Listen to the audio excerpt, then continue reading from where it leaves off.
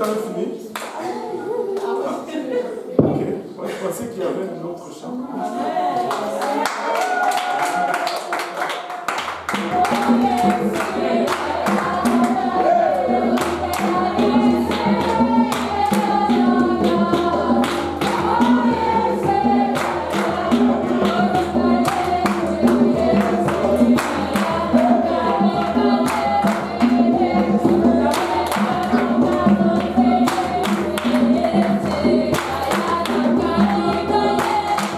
Yeah.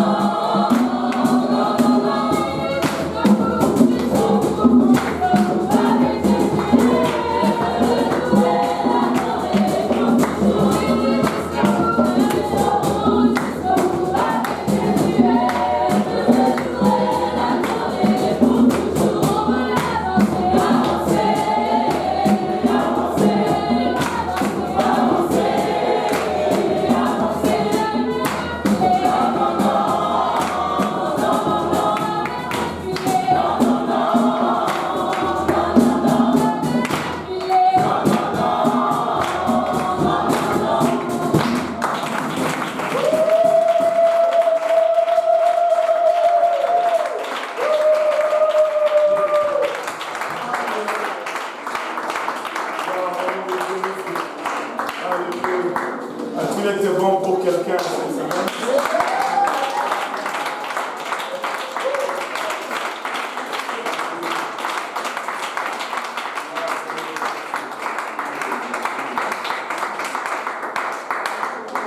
Le Seigneur est bon, le Seigneur est merveilleux, le Seigneur est fidèle.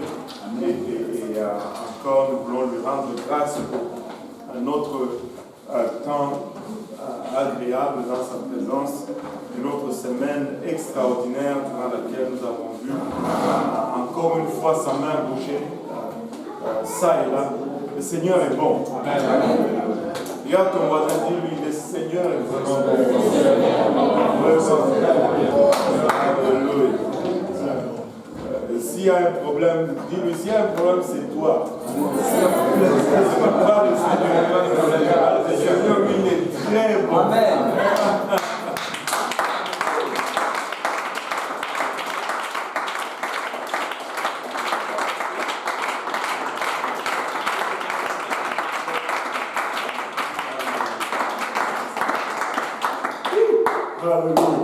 Bienvenue dans notre étude biblique du lundi. Vous pouvez vous asseoir. Les visiteurs qui sont là pour la première fois. On commence à rétrograder là. Ça, c'est une rétrogradation terrible. 2 semaines de suite. La semaine passée, est-ce qu'il y avait des... C'est la semaine passée qui En tout cas, je me rappelle. Est-ce qu'il y avait des visiteurs la semaine passée? Non. Moi, je ne m'en rappelle pas. Ça fait peur. Regarde ton voisin, dis-lui, réveille-toi. Toi, c'est réveillé là. Toi, c'est réveillé. C'est le plus normal là.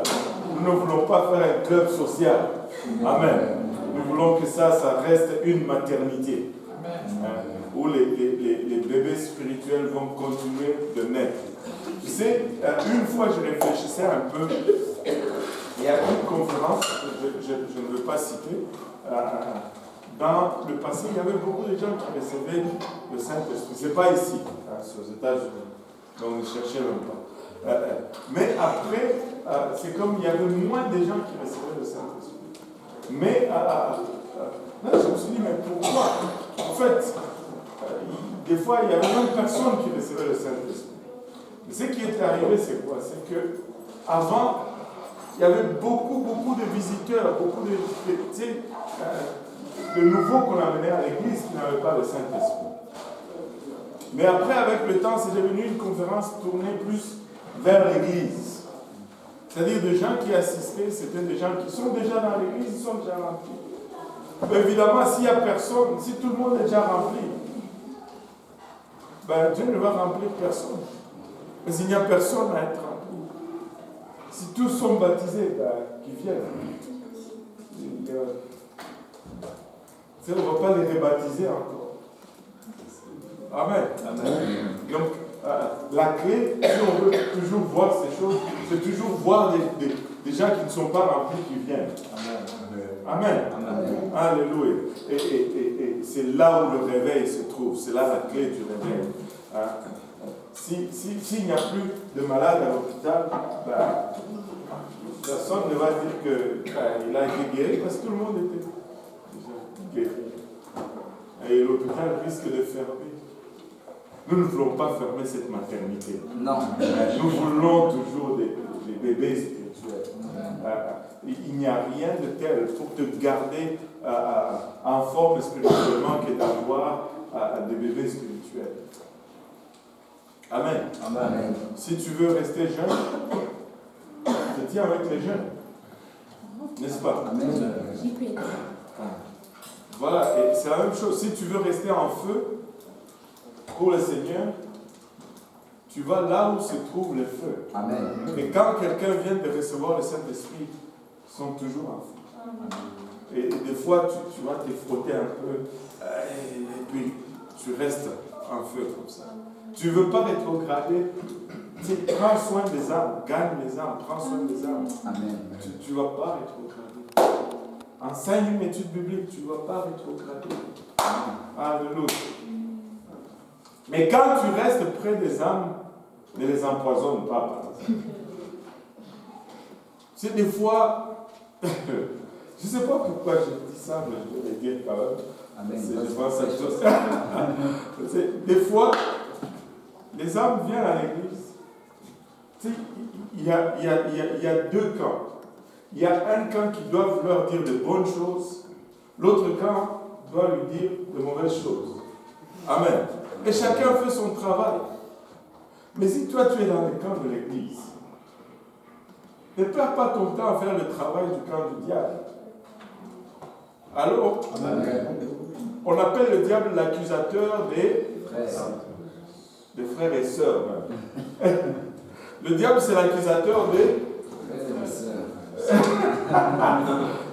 Le diable, c'est l'accusateur des frères. Mais qui sont les frères? C'est l'église. C'est l'église. Si toi, tu commences à faire ce travail, tu fais son travail à lui. Quand tu es avec un nouveau, c'est tout. L'église est parfaite. Amen. Il y a le pasteur Lionel qui est d'accord avec moi. On va on va se parler de ça après. Alléluia. Alléluia. Amen. Alléluia. Amen. Alléluia. Amen. Oh boy, oh boy, oh boy, oh boy, oh boy. Alléluia. Il ne faut pas faire le travail du diable. Il faut faire le travail de Dieu. Amen. Amen. Amen. Le diable fait déjà son travail. Le travail de Dieu, il y a beaucoup plus de choses à faire. Amen. Amen. Oh, un témoignage avant de rentrer. Vous savez, l'étude du lundi, on était dans le... ça c'est... bon, ces affaires de technologie de fond. Bon. Anyway. L'étude du lundi, on a parlé de 7 trous, on a parlé de l'unicité. Il y a quelqu'un qui nous suivait en ligne. Et j'espère que la personne nous suit encore. Allô? Et j'ai reçu un courriel le mardi disant, pasteur, je suis vos enseignements en direct et j'ai été vraiment édifié par l'enseignement de lundi. Je ne sais pas si vous pouvez aussi m'envoyer la roue dont vous avez parlé. J'ai dit, alléluia. Je n'ai pas hésité une minute. J'ai envoyé. Et je lui ai dit, juste par curiosité, d'où est-ce que vous nous suivez? Parce que vous n'avez pas mentionné cela, en fait. Et la personne m'a répondu. Elle m'a dit, j'aimerais ça recevoir la roue dont vous avez parlé et j'aimerais savoir si vous êtes disponible pour quelques questions. J'ai dit, d'où est-ce que vous nous suivez? Et la réponse, la personne a répondu, de la Côte d'Ivoire.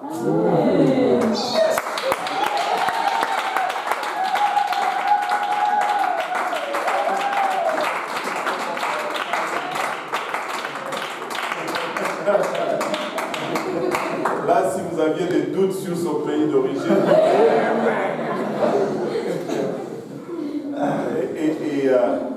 ça m'a tellement édifié, ça m'a encouragé. Je me suis dit, waouh, waouh, waouh, waouh, waouh, waouh. Et tu sais quoi, je vais juste répondre à la sœur Flora qui m'appelle de Terre-Neuve.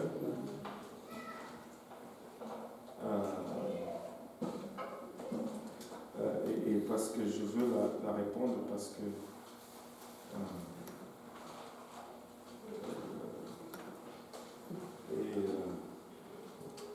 je veux être dans sa bonne grâce.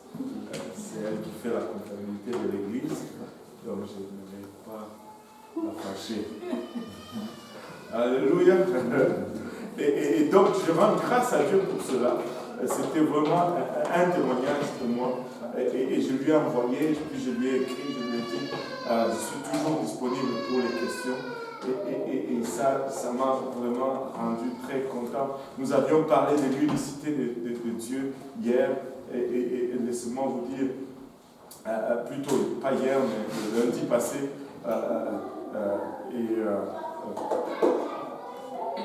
l'unicité est clé, est très clé. L'unicité affecte directement ton salut. Jésus-Christ nous dit dans le livre de Jean, si je ne m'abuse, si vous ne croyez pas que je suis, vous périrez également dans vos péchés. Si tu ne crois pas qu'il est, c'est qu'il est le je suis, qu'il est le seul et l'unique vrai Dieu, tu ne peux pas y parvenir. Alléluia. Et c'est très important de réaliser qu'il n'y a qu'un seul Dieu. Et c'est très important de réaliser que ce seul Dieu, c'est Jésus-Christ. Maintenant, qui a eu le temps de suivre les témoignages des musulmans sur YouTube? C'était bon, hein? Et il a été converti au christianisme par le Coran. En lisant le Coran, il a été converti au christianisme. Mais je vais donner quand même un petit avertissement, parce que cela ne veut pas dire que le Coran est vrai. Le Coran n'est pas un livre inspiré de Dieu. Pas de Jéhovah, Yahweh, Jésus, non. La seule chose que tu peux dire, c'est que quand quelqu'un a soif, il trouve Dieu. Ça ne fait que confirmer à cela que quand quelqu'un a soif, il trouve Dieu. Même si l'homme cherche à accrocher les choses, Dieu arrive toujours à trouver une façon. Et il y a des points qui sont dans son témoignage qui me poussent à dire cela. Il a parlé de l'Assomption dans son témoignage. C'est-à-dire, Marie est montée au ciel avec son corps. Il croit cela, mais ce n'est pas biblique. Ça, c'est une invention catholique. On avait parlé de cela le lundi passé, je pense. Et il y a quelqu'un qui m'a même envoyé, c'est qui le pape qui a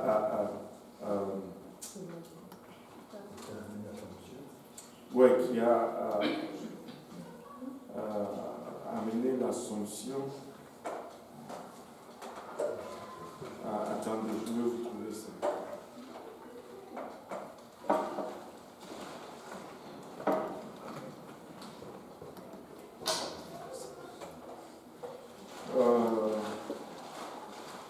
Juste donnez-moi une autre. Je suis allé trop loin.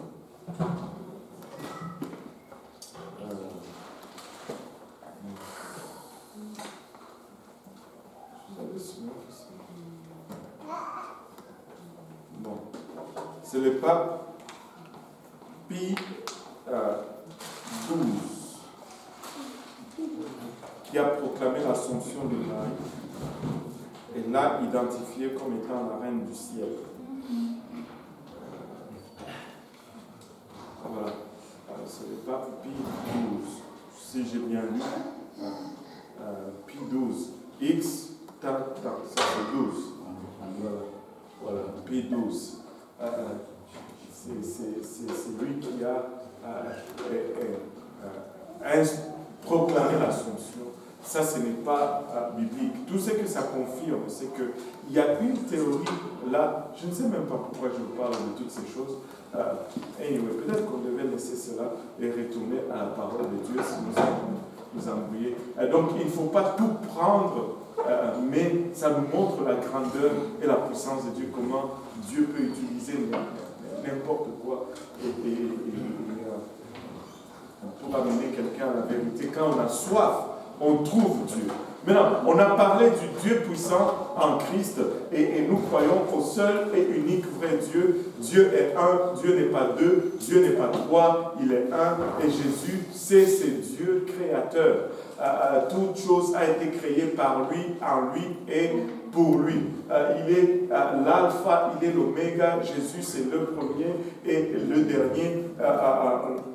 L'esprit qui habitait en Jésus-Christ, c'est la plénitude de l'esprit de Dieu. C'est tout ce qu'il y a de Dieu. Si tu cherches Dieu, va voir Jésus. Amen. Amen. Je l'ai déjà dit peut-être 2-3 fois comme suite, quand nous allons arriver au ciel, mettons que tu montes au ciel aujourd'hui et tu frappes à la porte du ciel, et Jésus vient ouvrir. Tu dis, oh Seigneur, merci d'être mort à la croix pour moi. Je suis très content, mais j'ai tellement entendu parler de toi, mais je voulais voir ton Père aujourd'hui. Est-ce que ton Père est là? Et il va te répondre, je suis là. Il va te répondre, c'est moi. Et tu dis, mais non, je veux connaître, je veux voir ton Père. Il va dire, mais je suis là, c'est moi. Il va te répondre comme il avait dit à Philippe. Philippe, j'ai été avec vous tout ce temps et tu me dis encore, montre-moi le Père. Alléluia. Et c'est lui. Donc Jésus, c'est Dieu manifesté dans la chair. Emmanuel qu'il s'appelle. Maintenant, nous allons retourner un peu à la naissance de l'Église. Pentecôte arrive. Nous allons parler de la naissance de l'Église. Je ne sais pas pour vous, laissez-moi vous dire, j'aime l'Église. Amen. J'aime l'Église. Amen. Amen. J'aime l'Église. Quand je dis j'aime l'Église, cela ne veut pas dire j'aime le bâtiment 1375 Poirier. Je n'ai rien à faire avec le bâtiment. J'aime l'Église. Amen. J'aime l'Église. Ne viens pas me parler mal de l'Église. Amen. Tu ne vas pas trouver l'oreille proche de ça. J'aime l'Église. Je suis conscient que l'Église n'est pas parfaite, mais j'aime l'Église. Il y a plusieurs raisons pourquoi l'Église n'est pas parfaite. C'est que nous sommes dedans. Ouais. Tu sais, j'avais suivi l'enseignement de quelqu'un qui voulait vraiment illustrer l'imperfection de l'Église, mais qui reste l'Église. Il dit, je suis allé à quelque part et j'ai trouvé une Église parfaite. J'ai trouvé une Église parfaite, je vous dis. J'étais content de trouver cette Église parfaite. Je suis rentré dedans, j'ai regardé, waouh, elle est parfaite. Et puis j'ai tourné à gauche, à droite. J'ai vu personne.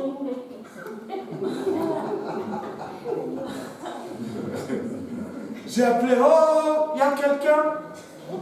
Personne ne m'a répondu. Je suis allé dans le sous-sol. Oh, il y a quelqu'un. Personne ne m'a répondu. Je suis allé dans le bureau en haut. J'ai appelé, oh, quelqu'un là-dedans. Personne ne m'a répondu. J'ai trouvé l'église parfaite. Il n'y avait personne. Il n'y avait personne. Dieu, alléluia. On vient de sauver ce lundi. Il y a quelqu'un qui est là pour la première fois.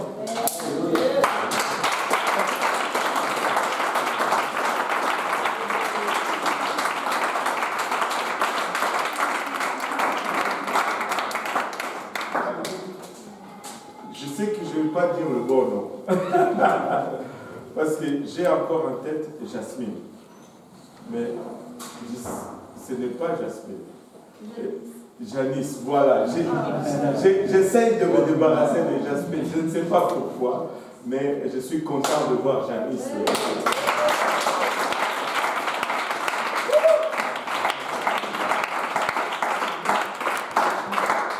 On a échappé d'être rétrograde.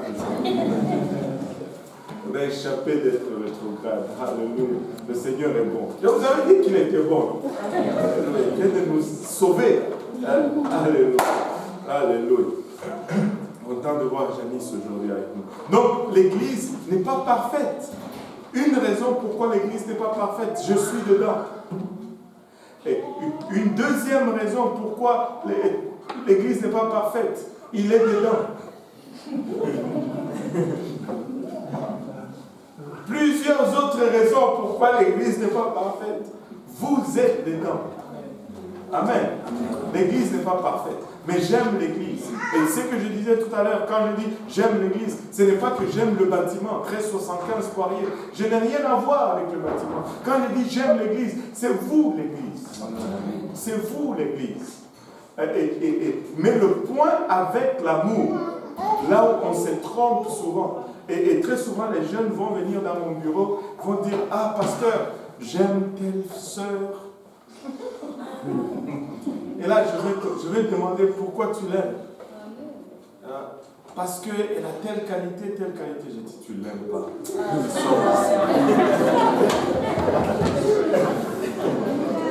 Parce que l'amour, ce n'est pas une question de qualité. Si c'était les qualités, on allait aimer tout le monde. Si c'est juste les qualités que tu recherches, tu vas aimer tout le monde. Amen. L'amour entre en jeu quand les défauts sont là. On n'aime pas à cause des qualités, mais on aime malgré les défauts. C'est dans les défauts qu'on voit vraiment s'il y a l'amour. Même les criminels, là, si tu fais quelque chose de bon pour eux, ils t'aiment. Oui. Oui, c'est vrai. Donc, on commence à parler de l'amour quand tu sais qu'il y a des défauts et on reste. Donc quand on dit j'aime l'Église, ce n'est pas les qualités. Alors, sinon comment est-ce qu'on va savoir qu'on aime? On sait qu'on aime quand on voit les défauts et qu'on est encore là. C'est là qu'on voit vraiment si on aime. N'est-ce pas? Alléluia. J'aime l'Église. J'aime l'Église. Et pour que je puisse dire que j'aime l'Église, Dieu a voulu laisser des défauts là-dedans. Juste pour... Alléluia.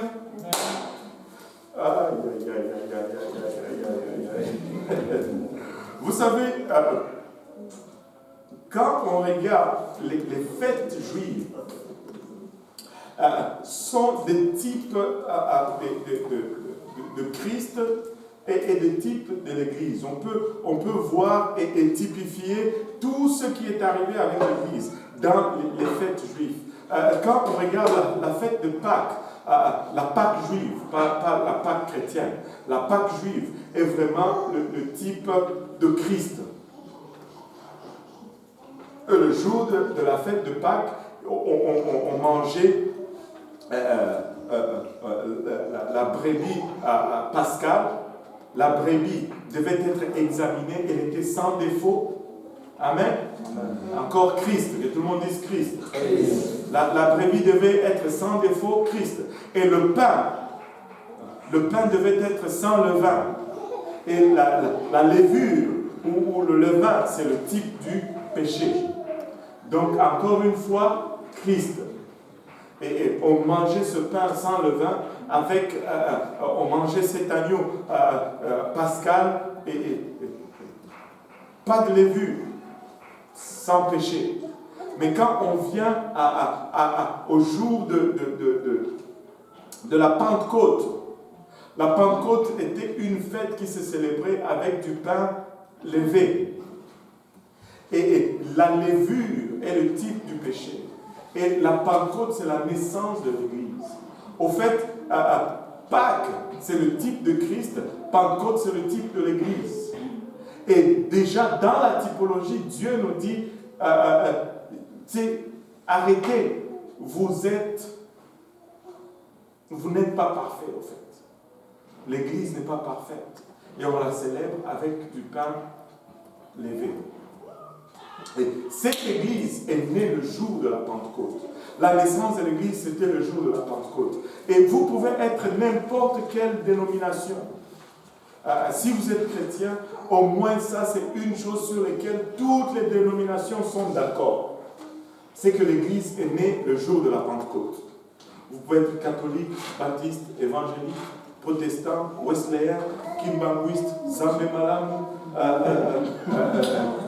Comment c'est quoi? L'autre là, c'est céleste. C'est quoi? Le réalisme céleste. C'est quoi là? Les réveils, les endormis, toutes. Ils sont au moins d'accord que l'Église est née le jour de la Pentecôte. Tout le monde. Mais, si tu dis retournons au jour de la Pentecôte pour voir comment l'Église était, comme ça on saura à quoi doit ressembler l'Église aujourd'hui, ils vont te dire non. Tu sais, la logique dit ceci. Plus proche tu es de la source, moins l'eau est contaminée. Amen.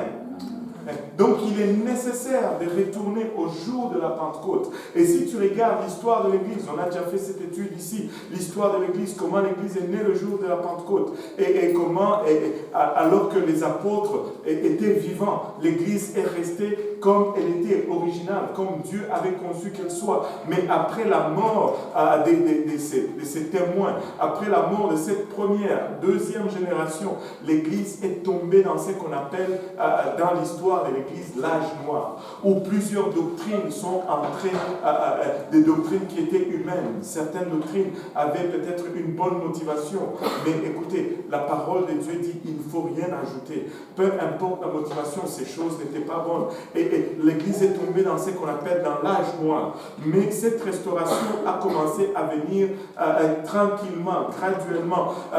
Dieu n'a pas restauré son Église, boum, d'un coup. Cette restauration a été progressive. Et le livre d'Ésaïe nous dit précepte après précepte, ligne après ligne. Et c'est comme ça que l'Église a été restaurée. De la simple foi jusqu'à la plénitude de l'Évangile et à l'unicité de Dieu. Cette restauration est venue avec les Luther qui ont commencé par parler de l'homme vivra par la foi. On a commencé à mettre l'indulgence de côté. L'indulgence, c'est le ou la purgatoire? Le purgatoire, c'est toutes ces choses. On a commencé à restaurer le baptême. Le baptême doit se faire par immersion. On a eu les baptistes, la séparation de l'Église. On a eu non, pas les méthodistes, c'est...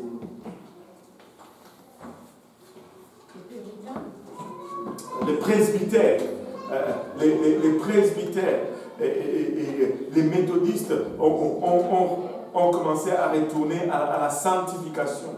Et ils ont connu un grand mouvement de réveil parce qu'ils ont aimé la sanctification. Ils étaient très stricts en ce qui concerne la sanctification. Et après, nous avons eu les baptistes qui ont dit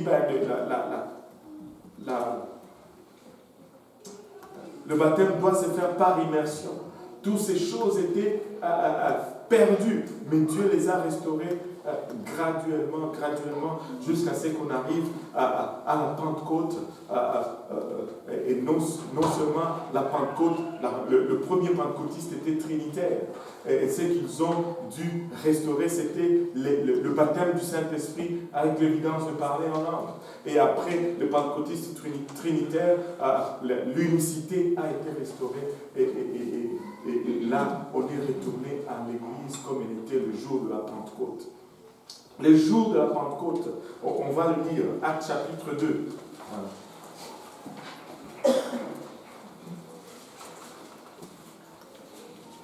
Actes chapitre 2, quelqu'un? La Bible dit, le jour de la Pentecôte, ils étaient tous ensemble dans le même lieu. La bouille d'un ciel rempli comme celui d'un vent impétueux, et il remplit toute la maison où ils étaient assis. Des langues semblables à des langues de feu leur apparurent séparées les unes des autres et se posèrent sur chacun d'eux. Et ils furent tous remplis du Saint-Esprit et se mirent à parler en d'autres langues selon que l'Esprit leur donnait de s'exprimer. Et c'était là la naissance de l'Église.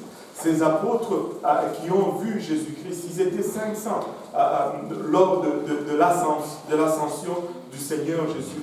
1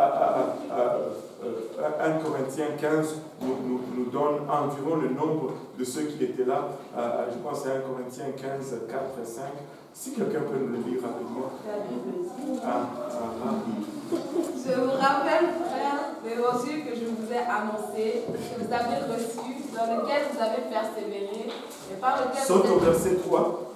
Amen. Je vous ai enseigné avant tout, comme je l'avais aussi reçu. Verset 4. Qu'il a été enseveli et qu'il est ressuscité le troisième jour selon les Écritures et qu'il est apparu à ses 1 Corinthiens 15. Ensuite, il est apparu à plus de 500 frères à la fois. Dont la Relis un peu ce verset-là. Ensuite, il est apparu. Non, celui d'avant, c'est 4. Hein? C'est 5. 5. C'est 5. Ok, 5. Et qu'il est apparu à ses Non, lis 4. 4 et 5. Et qu'il est ressuscité le troisième jour selon les Écritures. Et qu'il est apparu à ses faces. Qu'il est apparu à ses faces. Puis aux 12. Puis aux 12. Ensuite, il est apparu à plus de 500 frères à la fois. À plus de 500 frères à la fois, j'allais dire fleurs. À plus de 500 frères à la fois. Et on a parlé du fait que ce n'était pas une hallucination. Parce qu'une hallucination, ce n'est pas quelque chose de collectif. Même si vous avez fumé la même chose, vous ne pouvez pas halluciner à la même chose ensemble. Parce que l'hallucination affecte le cerveau, en fait. Et chacun a son propre cerveau. Enfin, j'espère. Et là, l'hallucination n'est pas quelque chose de collectif. Et donc, quand il est apparu à plus de 500 frères à la fois, c'était sur le mont des Oliviers, alors qu'il était en train de monter. Il leur a apparu là. Ils étaient à plus de 500. Et il leur dit, retournez à Jérusalem. Et attendez jusqu'à ce que vous recevez la promesse d'en haut. Et après cela, vous allez partir et vous allez être mes témoins. Ils étaient plus de 500. 500 personnes. Ils ont vu les ressuscités. Amen. Jésus était ressuscité. Il leur parlait. Ils pouvaient même le toucher. Waouh! Non seulement ils l'ont vu, ils lui ont parlé, mais ils l'ont vu monter comme ça, sans moteur, ni aile, sans un moyen conventionnel de vaincre la gravité. Si vous me voyez juste là comme ça, ok, je vais m'arrêter juste là et puis retourner. Vous allez dire, waouh! Et puis après, si je vous dis quelque chose, vous allez avoir tendance à le croire. Amen. Ils l'ont vu mort, ils pouvaient voir les blessures dans ses mains, et puis là, ils le voient monter. Et il leur dit ceci, allez à Jérusalem, attendez jusqu'à ce que vous allez recevoir la puissance d'en haut. Si vous étiez là, qu'est-ce que vous allez faire? Allô? Vous allez aller à Jérusalem? Amen. Mais regardez ceci. Ils étaient combien? Ils sont allés, ils ont attendu pour combien de jours? 10 jours. 10 jours seulement. 10 jours. Mais après 10 jours, le jour de la Pentecôte, ils étaient combien? 120. Où étaient les 380?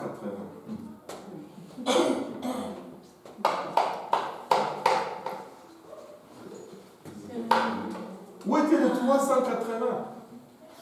Il y en a qui étaient peut-être à l'école, d'autres étaient peut-être au travail, d'autres étaient dans le champ. Vous avez vu quelqu'un ressuscité. Vous le voyez monter au ciel pour l'amour de la vérité. Et vous n'êtes pas en mesure d'attendre 10 jours. Et vous avez encore ici. Non. Ce que ça prend, c'est une décision. Ce que ça prend, c'est une décision. C'est une décision. 380 manquaient 10 jours après. Écoutez, nous devons tomber en amour avec cette vérité. Nous devons nous accrocher à cette vérité. Plus que jamais, nous devons être fermes et faire une décision et de dire, je vais servir le Seigneur et je vais le suivre, peu importe qu'est-ce qui arrive. Et 10 jours après, il manquait. Mais le 10e jour, ils étaient dans le même lieu et il y a eu un bruit comme celui d'un vent impétueux. Dans le lieu où ils étaient. Et ils étaient tous comme, oh, qu'est-ce qui se passe? Et là, comme une boule de feu qui apparaît, qui explose, et il y a une lampe de feu sur la tête de chacun d'eux. Et là, tous, ils commencent à shabala, shabala, shabala, shabala, shabala. Et ils commencent à parler en langue. Et comme l'Esprit leur donnait de s'exprimer. J'étais, il y a de cela peut-être 14 ans quand j'ai lu ce témoignage. C'est quelqu'un qui venait du Congo, mon pays natal.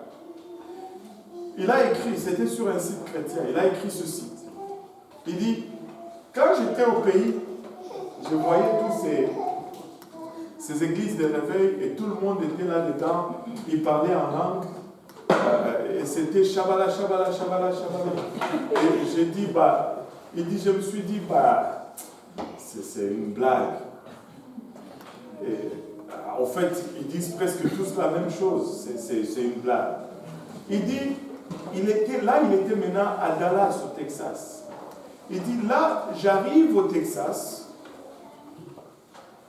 je rentre dans une église de réveil, et là, c'est sur des blancs. Il parle en langue, et à ma grande surprise, c'est encore Shabala, Shabala, Shabala, Shabala. Il dit, il y a peut-être quelque chose de vrai là-dedans. Et c'était le début de sa recherche. Vous savez, quand tu reçois le Saint-Esprit, tu parles en d'autres langues. Je ne sais pas comment ça va sortir, mais ça va être quelque chose que tu n'as pas appris. Ça va être des balbutiements, ça va être... J'ai déjà vu des gens qui parlent en langue, mais c'est ça. C'est ça, c'est comme un nouveau-né qui parle en langue. Kylia, quand elle a commencé à parler, qu'est-ce qu'elle faisait quand Voilà, c'est vraiment un bébé qui naît. Et ça part, et quand tu pries, tu développes, ta langue devient plus claire, plus distincte. Mais c'est nouvelle naissance. Naissance. Alléluia, c'est juste ça. C'est juste ça. Mais il faut parler comme un enfant. Alléluia. Maintenant, l'église est née et ils ont commencé à parler en langue. Ce jour de la Pentecôte, il y avait 2 signes. Il y avait le parler en langue et le langue de feu sur chacun d'eux. Maintenant, pourquoi je souligne cela? Parce que je veux qu'on établisse aujourd'hui l'évidence du Saint-Esprit. Amen. Maintenant, lisons Marc 16, 15, 16. Ça, c'est le Seigneur Jésus-Christ.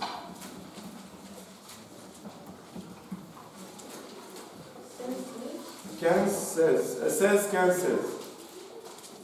La Bible dit, puis il leur dit, allez par tout le monde et prêchez la bonne nouvelle à toute la création.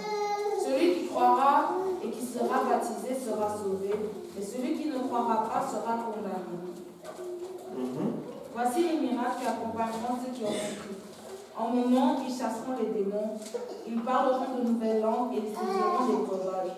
S'ils boivent quelques breuvages mortels, ils saisiront des serpents. S'ils boivent quelques breuvages mortels, il ne leur fera point de mal, ils imposeront les mains aux malades et les malades seront guéris. Est-ce que tu peux relire encore 16? Celui qui croira et qui sera baptisé sera sauvé. Celui qui ne croira pas sera condamné. Oui, continue. Voici les miracles qui accompagneront ceux qui auront cru. En mon nom, ils chasseront les démons. À mon nom, ils chasseront les démons. Ils parleront de nouvelles langues.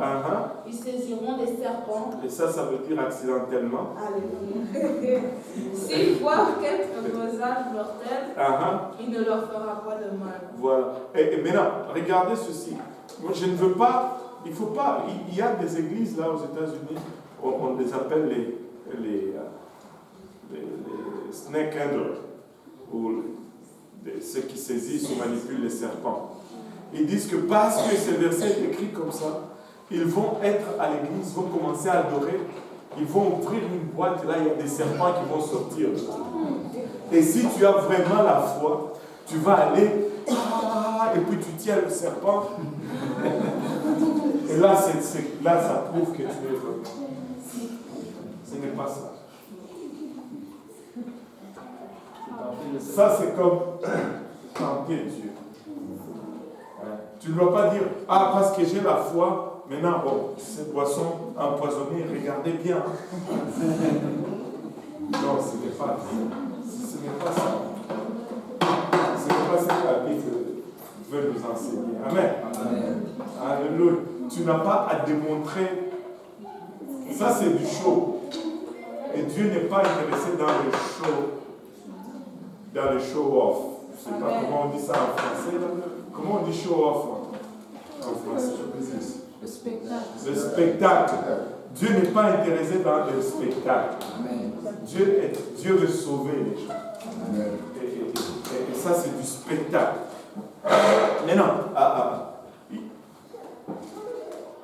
le Seigneur, tu peux regarder partout où il a parlé du Saint-Esprit. Il n'a jamais parlé de feu, de langue de feu comme étant le signe de réception du Saint-Esprit. Ça, je devine que c'est un mot. Alléluia. Merci Seigneur. Mais d'où vient, pourquoi est-ce qu'il y avait des langues de feu le jour de la Pentecôte?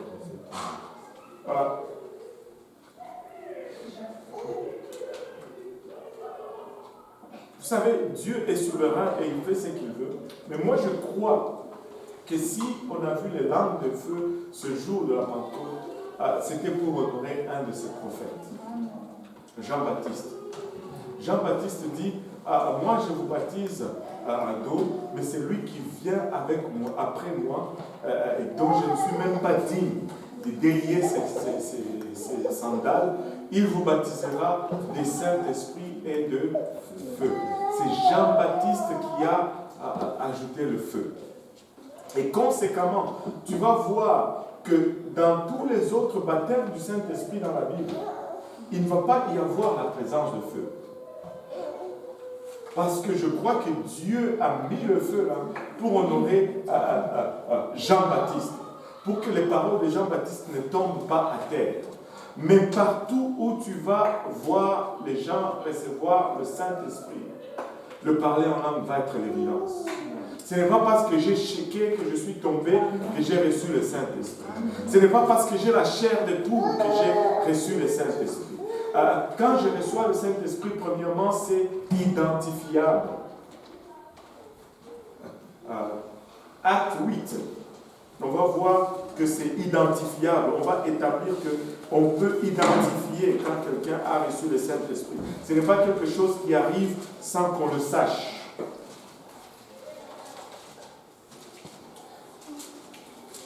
Acte 8, verset 14, si je ne m'abuse. Les apôtres qui étaient à Jérusalem, ayant appris que la Samarie avait reçu la parole de Dieu, et envoyèrent Pierre et Jean. Ceux-ci arrivés chez les Samaritains prièrent pour eux, afin qu'ils reçussent le Saint-Esprit. Car ils n'étaient encore descendus sur aucun d'eux, ils avaient seulement été baptisés au nom du Seigneur Jésus. Alors Pierre et Jean leur imposèrent les mains et ils reçurent le Saint-Esprit. Maintenant, regardez ceci. Philippe est allé en Samarie, et là il prêche l'évangile. Après sa prédication, les gens ont cru. Ils ont cru. La preuve de leur croyance, c'est qu'ils sont allés jusqu'à se faire baptiser au nom de Jésus-Christ pour le pardon de leurs péchés. Mais néanmoins, Philippe était à mesure de dire qu'ils n'ont pas reçu le Saint-Esprit. Mais qu'est-ce qui a rendu Philippe capable de dire que ces gens-là n'ont pas reçu le Saint-Esprit? C'est parce qu'il y avait quelque chose d'observable que Philippe n'a pas observé. Philippe avait vu beaucoup de gens recevoir le Saint-Esprit. Et quand les gens recevaient le Saint-Esprit, il y avait un signe. Mais quand il arrive à Samarie, ces gens-là, il les baptise, il prie pour eux, il jeûne, il fait tout, mais rien. Il ne voit pas ce signe-là. Et cela l'a rendu tellement inquiet qu'il a fait envoyer un message à Jérusalem. Et il a fait dire à Jean et à Pierre, il dit, j'ai prié, j'ai jeûné. Ça, c'est l'interprétation maintenant du pasteur. J'ai fait tout ce que je pouvais faire, je les ai même baptisés au nom de Jésus-Christ, mais ils n'ont pas reçu le Saint-Esprit. Venez m'aider. Et Pierre et Jean ont dit, nous on va y aller. Ils sont allés à Samarie, et c'est là où nous avons ce passage. La Bible nous dit les apôtres qui étaient à Jérusalem, ayant appris que la Samarie avait reçu la parole de Dieu, y envoyèrent Pierre et Jean. Pourquoi ils ont envoyé Pierre et Jean? À cause de ce qui suit. Ceux-ci, arrivés chez les Samaritains, prièrent pour eux afin qu'ils reçussent le Saint-Esprit, car il n'était encore descendu sur aucun d'eux. Ils avaient seulement été baptisés au nom du Seigneur Jésus. Alors Pierre et Jean ont prié pour eux, ils leur ont imposé la main et ils ont reçu le Saint-Esprit. Mais non, ce n'est pas parce qu'ils ont imposé la main qu'ils ont reçu le Saint-Esprit, qu'ils étaient à mesure de certifier qu'ils ont reçu le Saint-Esprit. Quand j'étais jeune, catholique, le Saint-Esprit était une gifle de l'évêque. On avait parlé de cela, la confirmation. Tu vas et l'évêque te fait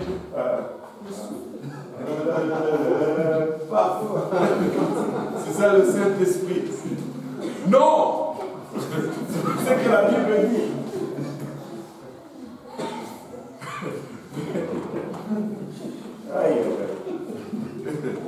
Maintenant, quand Pierre et Jean sont venus, ils ont prié pour eux, ils ont reçu le Saint-Esprit, ils étaient capables de confirmer cela parce qu'ils ont vu quelque chose. La meilleure place où tu vois cela confirmé, je pense que c'est Acte 10. J'aime Acte 10. Acte 10, c'est comme un bonbon pour moi. Amen. Acte 10, ça nivelle tout le monde, surtout notre génération aujourd'hui. Tu sais pourquoi j'aime Acte 10? Parce que nous sommes dans une génération où on confond les spirituels, l'expérience spirituelle avec le salut. Toute expérience spirituelle n'est pas le salut. Tu peux avoir une expérience spirituelle extraordinaire et ne pas être sauvé. Et l'exemple vraiment, c'est Acte 10. Corneille, on va parler de lui après. Il a eu une expérience spirituelle extraordinaire. Il a vu un ange, il a parlé avec un ange, il a conversé avec un ange. Moi, je n'ai jamais parlé avec un ange. Je n'en ai même pas encore vu, du moins consciemment. Peut-être que j'en ai vu inconsciemment, mais consciemment, je n'en ai jamais vu. Est-ce qu'il y a quelqu'un qui a déjà vu consciemment un ange ici? Je sais qu'il y en a. La preuve, c'est arrivé ici même, il y a 2 semaines, 3 semaines. Moi, je crois qu'il y a des anges là où nous sommes. Moi, je crois qu'il y en a. Et ils sont de toutes formes, des costauds qui nous protègent. Et il y en a. Je crois qu'il y a des anges. Amen. Le plus proche que j'ai été, c'est vraiment juste de sentir cette présence angélique. Mais je n'en ai jamais vu. Je n'en ai jamais vu. Est-ce qu'il y en a qui a déjà vu un ange ou des anges? Bon, on ne va pas dire que vous êtes fous ou que vous êtes... Nous croyons dans la parole. Amen. Amen. Est-ce qu'il y en a qui ont déjà vu? C'est là que tu vas Non, live. Comme on dit live. Live. Alléluia. Je vais vous raconter un rêve. Enfin, ce n'est pas un rêve, une réalité qui est arrivée il n'y a pas longtemps, la semaine passée. Tu sais, la semaine passée, on a été très oppressés. Vous savez, quand Dieu s'apprête à faire des choses pour l'Église, il y a toujours une forte oppression. On va vivre plein de choses. mais moi j'appelle ça des douleurs d'enfantement. Maintenant, quand tu es dans une position de leadership, Pasteur Lionel, ce que tu vas vivre va être 2 fois, 3 fois plus que ce que les saints vont vivre. Mais le problème, c'est que ça ne va pas être seulement toi, ça va être ta femme, ça va être tes enfants. Le diable va essayer, il n'arrive pas à te décourager, il va essayer par tes enfants, par ta femme. Et il y a peut-être quelques jours à peine, mon fils David a commencé à se sentir mal au milieu de la nuit. Et ça, c'était une oppression démoniaque, littéralement. Il a dit, il a ouvert les yeux, il était tellement fatigué, il se sentait mal. Il a ouvert les yeux et il a vu un géant qui était debout dans la chambre, juste à côté de leur commode. Et parce qu'ils ont un lit double. Et lui, il dort au lit. Il dit que le géant était tellement grand que sa tête touchait quasiment le plafond. Il était là, juste à côté, juste au commode. Il l'a vu, mais il n'a pas eu peur. Il s'est senti en paix. Et il a essayé de dormir, mais il se sentait mal. Il s'est levé, le géant était là. Et quand il a voulu descendre du lit, il a vu d'autres personnes qui étaient laides, vraiment qui... Là, ce n'était pas des bons, qui voulaient venir vers lui. Mais le géant les a arrêtés. Il est descendu du lit et puis il est venu dans notre chambre. Il dit il pouvait sentir le géant le suivre. Et puis il a essayé de réveiller mon épouse. Et mon épouse aussi se sentait mal, elle était malade. Et puis mon épouse s'est réveillée, prié pour lui un peu, lui a donné ce qu'il avait besoin. Et puis il retournait, il a dit, il retournait dans sa chambre. Et quand il est entré dans la chambre, c'est les autres, bon, je vais les appeler comme ils sont, les démons, ont voulu venir pour l'attaquer. Il dit, le géant les a encore repoussés. Et il est monté dans son lit, il a dormi, et puis le géant est retourné à sa place là, à côté de la commode. Les anges sont réels. Et là, je lui dis, mais tu n'as pas eu peur? Il dit, ah papa, j'étais trop fatigué.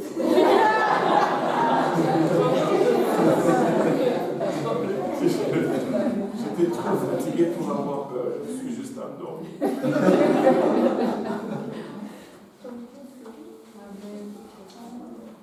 Moi, je sais que c'est un ange. Les anges sont réels. Les anges sont réels. Les anges sont réels. Comment est-ce que je suis arrivé aux anges? Corneille. Quelle future de quelqu'un?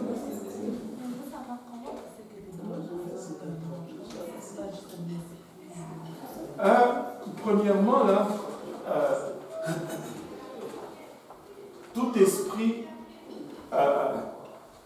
qui erre aujourd'hui sur la terre, ce n'est pas un esprit d'un homme, c'est toujours un démon.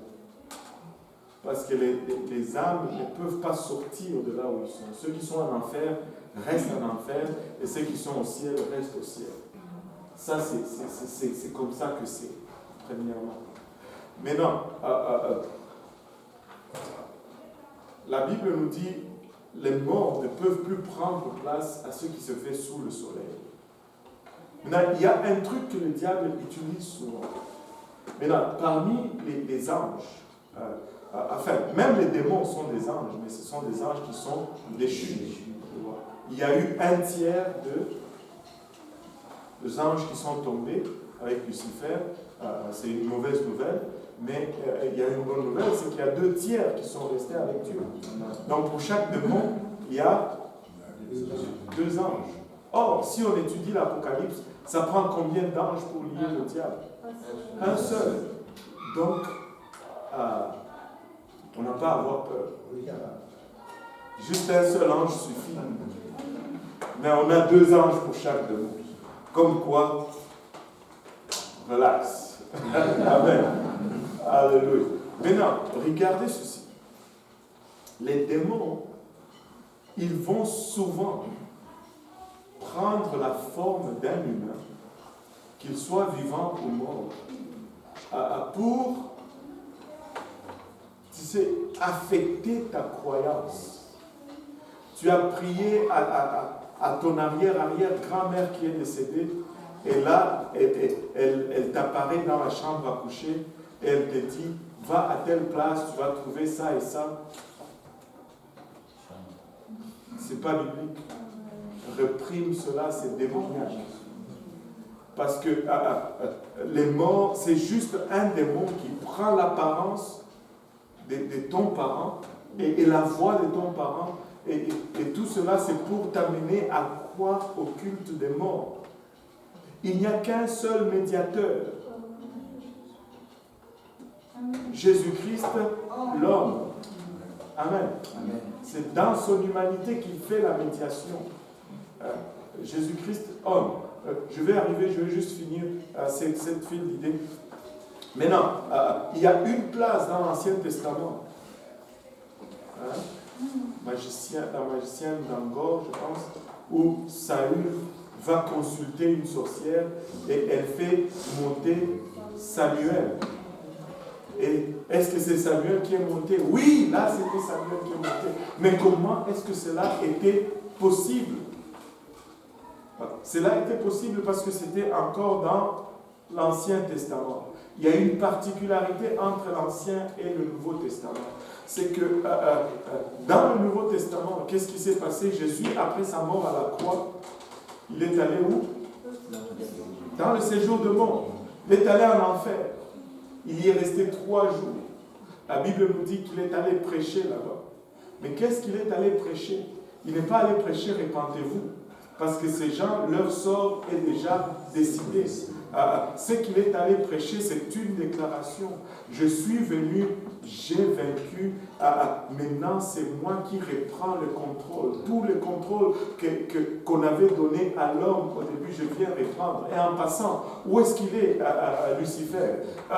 Il était dans un coin en train de trembler. Il dit, viens ici, donne-moi la clé.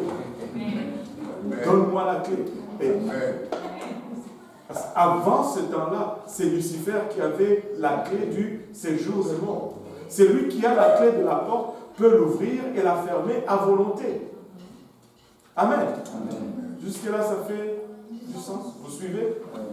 Donc, à ce temps-là, Lucifer pouvait ouvrir cette porte et faire monter qui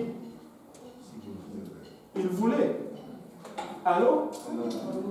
Mais là, ce n'est plus lui qui a la clé. Il ne peut pas ouvrir cette porte. Il n'a pas la clé. C'est Jésus qui a la clé. C'est Jésus qui a la clé. Tout ce qu'il y a maintenant, c'est juste de la manipulation. Tu vas voir un médium, je vois ta grand-mère qui fait ça. C'est juste un esprit. C'est juste un esprit. C'est juste un démon. Ce n'est pas la personne. Non, quand tu vois un esprit, c'est soit un démon, soit un ange. Et maintenant, l'autre chose qui est cruciale maintenant, c'est d'identifier est-ce que c'est un démon ou c'est un ange. C'est là où nous devons être vraiment non seulement ancrés dans la parole de Dieu, mais être des gens pleins de Saint-Esprit et de prière. Parce que laissez-moi vous dire ceci, un démon ne va jamais être en accord avec le Saint-Esprit qui est en toi. Tu ne vas jamais te sentir en harmonie avec un démon. Jamais. Au fait, il va être tourmenté. Il va vouloir te faire du mal. Il va vouloir... il faut être prayed up, comment on dit prayed up, en forme dans la prière. Il faut prier. Il faut prier. Amen. C'est la prière qui nous rend sensibles à ces choses. Il n'y a pas de formule qu'on va dire que voilà, c'est ça pour identifier. Non, il faut prier, il faut être synchronisé avec la parole de Dieu. Et c'est ça qui va te permettre vraiment de sentir la différence quand tu es devant un ange ou un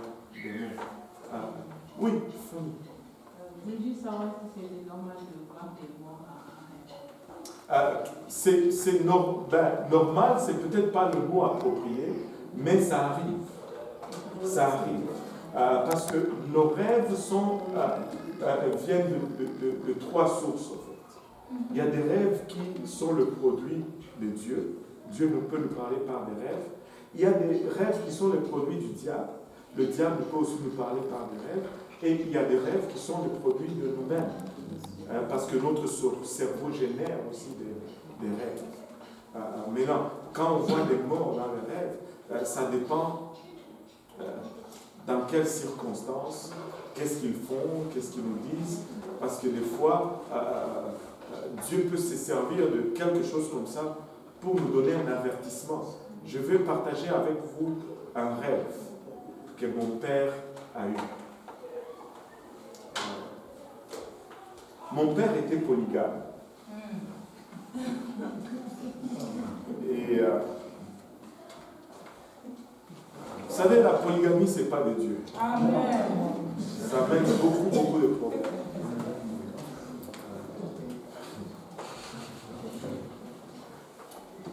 Dieu avait créé Adam et Ève. Pas Adam et Ève et Jeannette et Jacqueline.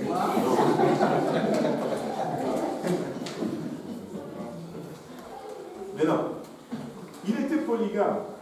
Et je rends grâce à Dieu qu'il s'est repenti et il est mort, rempli du Saint-Esprit, baptisé au nom de Jésus-Christ. Et le Seigneur m'a permis de savoir où il se trouve aujourd'hui. Chose qu'il fait très rarement. Mais c'est une grâce qu'on ne peut pas mesurer. Laissez-moi vous dire ceci. Quand il était encore dans ces histoires et commençait à chercher Dieu, comment il a su, c'était par un rêve. Et je vais vous raconter, il me l'a raconté, et je vais vous raconter ceci. Il dit que, il me dit ceci, la polygamie, c'est pas bon. Je dis, alléluia. Il dit, je vais te dire comment Dieu a commencé à me montrer que c'était pas bon. Il dit qu'il a rêvé une fois, il a rêvé qu'il devait aller au ciel, à une place où Dieu s'est trouvé. Et dans son rêve, c'était comme une montagne. Et là, en haut, il y avait ses demeures. Et c'était beau, il y avait beaucoup de lumière là-haut. Et il devait aller là. Et le chemin pour aller là sillonnait la montagne. Et il s'est mis en marche. Mais il n'arrivait pas. Il dit, je veux arriver là-bas. Je sais que c'est là où se trouve Dieu, mais je n'arrive pas. Comment est-ce que je vais faire? Et là, il continue à marcher, mais subitement, il voit une voiture qui vient. Et la voiture klaxonne, l'appelle, dit, viens, Mutombo, viens. Et il dit, on veut aller là, moi aussi je vais là-bas. Embarque avec moi, on va aller ensemble. Et c'était un de ses cousins qui était déjà décédé. Et là, le cousin conduisait.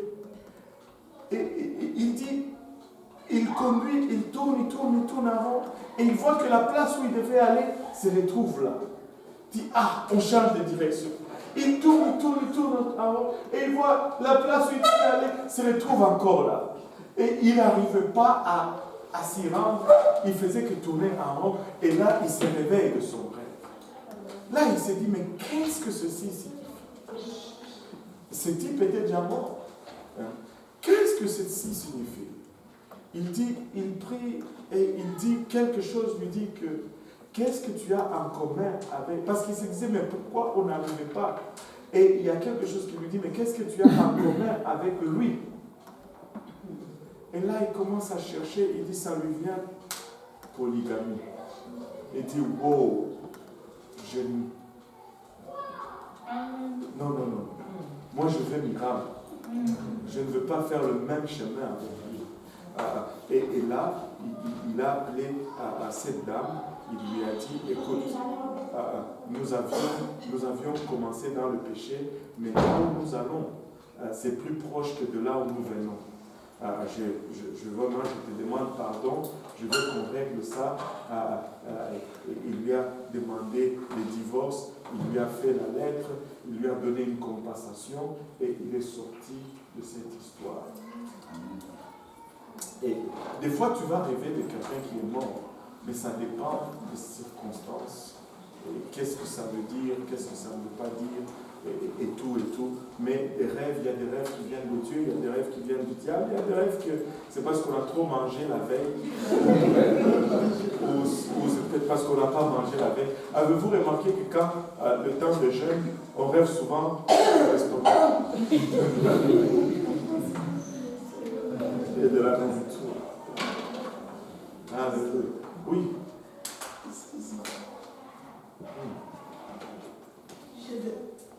Comme on parle du mort,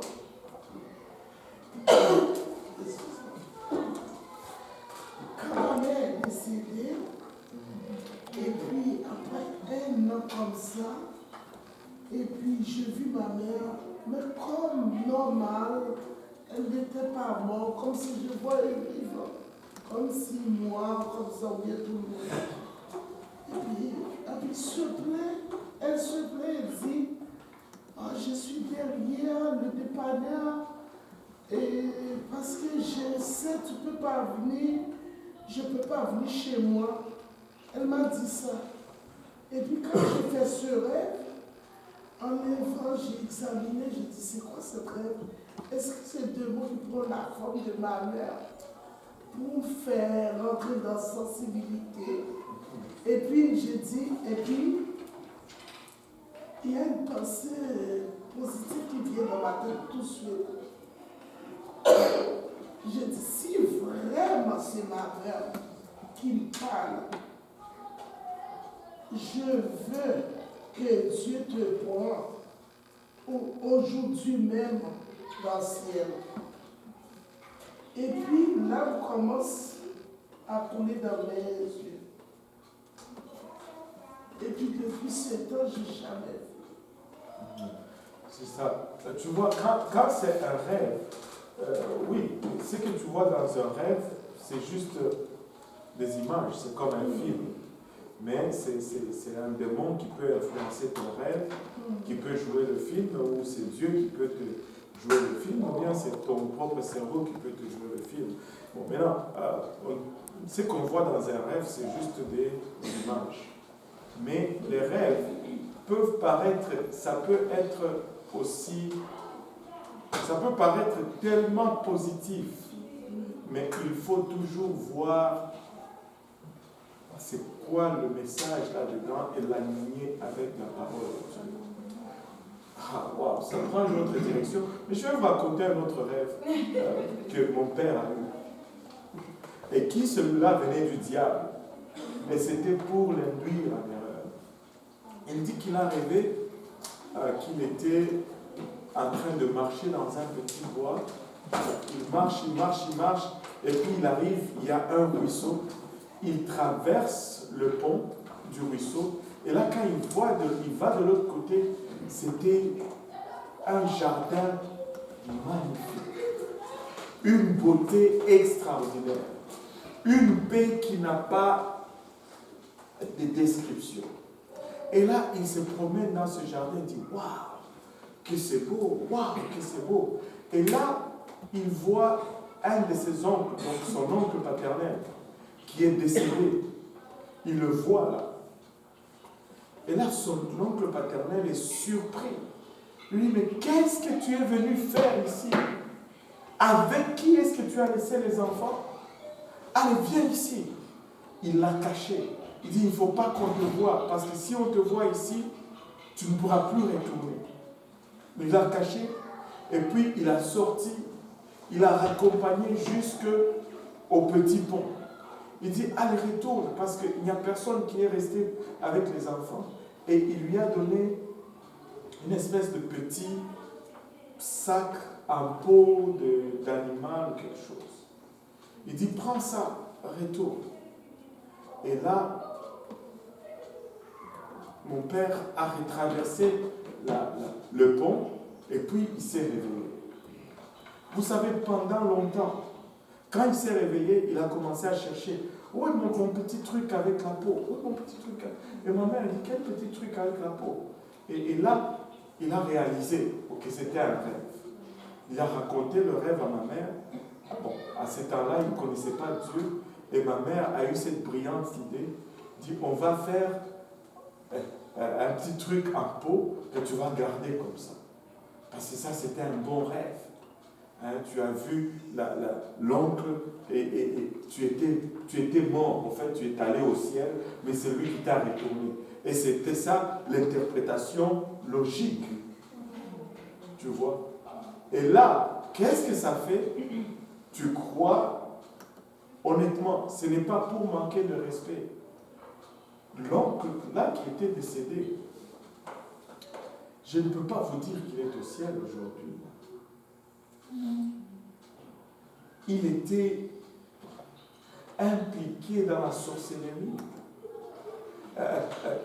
Tu sais, parce que ma famille faisait partie de la famille royale. Et c'était quelqu'un qui était puissant dans ces choses. Tu sais, il y a des fois des gens qui meurent, tu dis, bon, peut-être on ne sait pas où ils se trouvent. Mais d'autres que tu sais qu'ils sont morts dans le péché. Je ne peux pas te dire qu'il s'est repenti là. Je ne peux pas te dire qu'il est allé à l'église et qu'il a été délivré là. Je n'ai aucun témoignage comme ça pour générer quelconque espérance. Et je suis très honnête, je ne suis pas en train de juger, c'est ma propre famille là. Mais je parle juste honnêtement là, avec vous. Tu sais, anyway, je vais juste pas donner trop de témoignages parce que ça va juste nous prendre beaucoup de temps, mais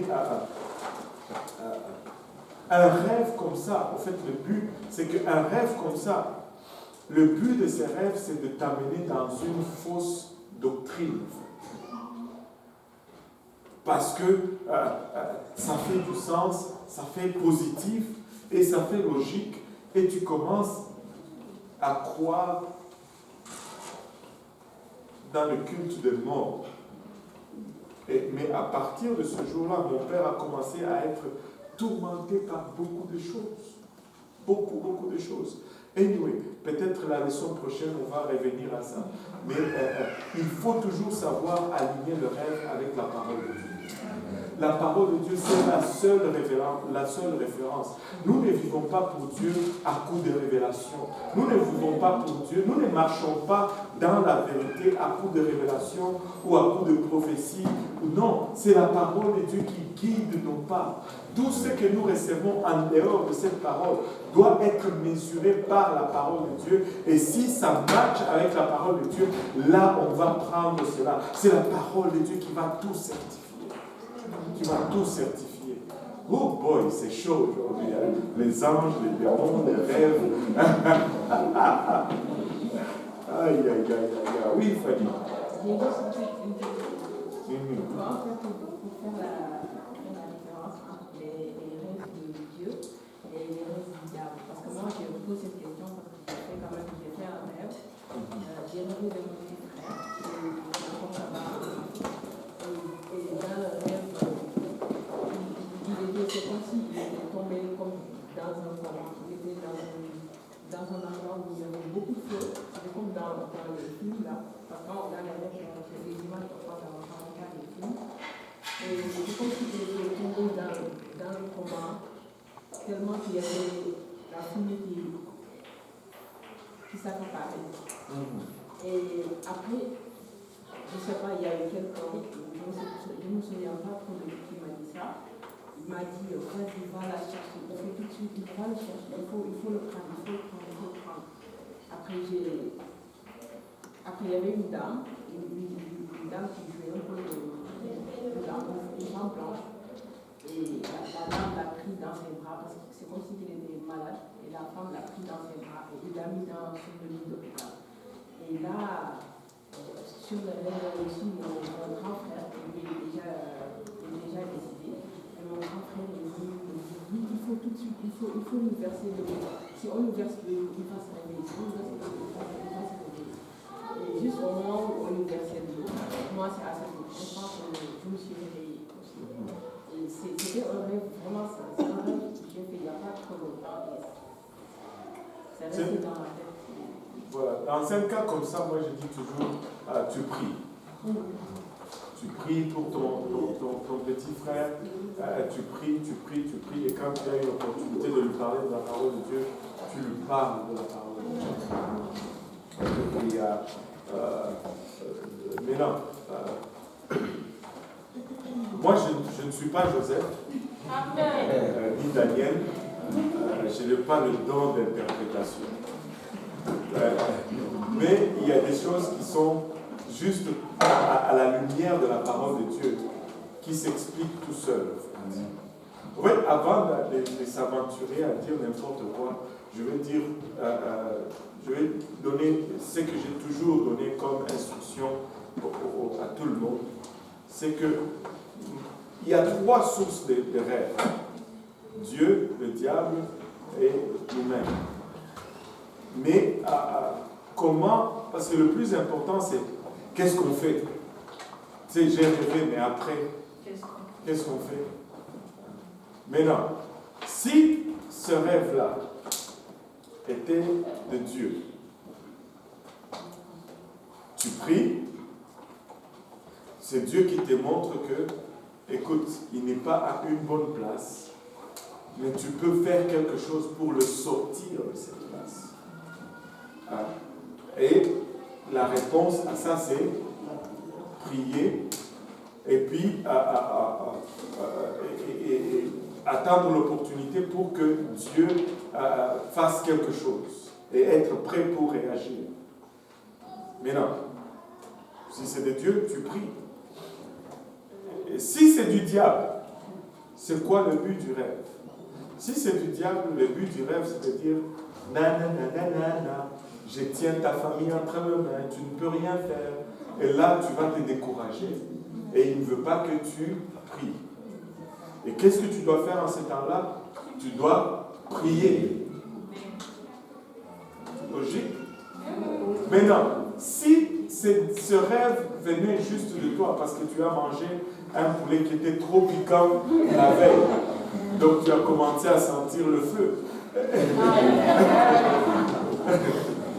Et bon, qu'est-ce que tu fais? Tu pries, l'effet du piment va finir, et toi tu auras quand même le bénéfice de la prière. Et il n'y aura rien. Donc dans tous les 3 cas, la réponse est toujours prier. Prier. La prière marche toujours. Ça, je pense que quand tu as des doutes, c'est comme tu es toujours safe quand tu pries. Toujours safe quand tu pries. Le but, ce n'est pas toujours d'arriver à identifier d'où vient le rêve. Le but, c'est toujours qu'est-ce que je fais. C'est parce que c'est ça qui va faire la différence. Et moi, je pense que si tu mets la prière, si tu agis selon la parole, tu es safe, peu importe la source du rêve. Et il y a d'autres rêves qui sont tellement clairs que tu vois que c'est démoniaque. Et puis, bon. D'autres qui sont, tu sais, tu ne peux pas discerner, tu ne peux pas arriver à discerner clairement. Et d'autres, tu vas discerner que ça a vraiment Dieu m'a parlé. Tu vois. Mais dans tous les cas, il faut prier. Il faut prier. Regarde ton voisin, il faut prier. Non.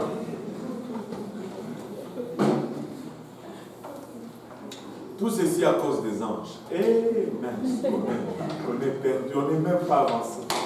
L'Église est née le jour de la Pentecôte. Amen. Bien. Je disais, Corneille a vu un ange. Oh non. On va se perdre encore.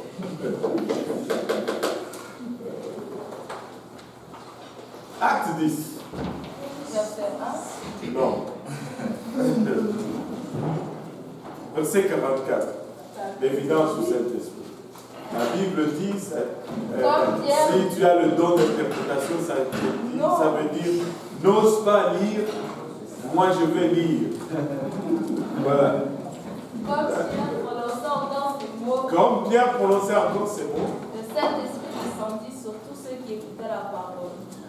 Tous les fidèles circoncis qui étaient venus avec Pierre furent étonnés puisque le don du Saint-Esprit était aussi répandu sur les païens, car ils les entendaient parler en langue et glorifier Dieu.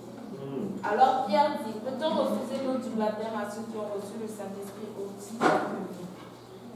Et il ordonna qu'ils fussent baptisés dans le nom du Seigneur, sur quoi il le pria de rester quelques jours auprès d'eux. il dit comme Pierre prononçait encore ces mots, le Saint-Esprit, tout le monde dit le Saint-Esprit. Le Saint-Esprit descendit sur tous ceux qui écoutaient la parole. Alléluia. Je viens de voir une révélation ici. Le Saint-Esprit descendit sur tous ceux qui écoutaient. Alléluia. Si tu écoutes la parole, tu vas recevoir le Saint-Esprit. Amen. Tous les fidèles circoncis, en d'autres termes les Juifs, qui étaient venus avec Pierre, furent étonnés de ce que le don du Saint-Esprit était aussi répandu sur les païens. Écoutez, là c'était le premier non-juif qui recevait le Saint-Esprit. Le premier païen qui recevait le Saint-Esprit. Et les Juifs étaient surpris. Ils disent, mais les incirconcis reçoivent aussi le Saint-Esprit. Mais attends, c'est pas normal.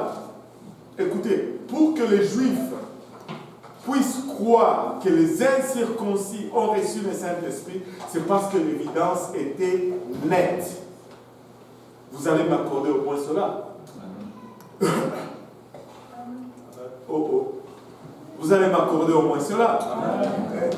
Pour que les Juifs puissent croire que ces incirconcis ont reçu le Saint-Esprit, c'est que l'évidence était claire. L'évidence ne laissait pas place au doute. Mais c'était quoi l'évidence qu'ils ont vue? Regardez le verset qui suit, le verset 46. Car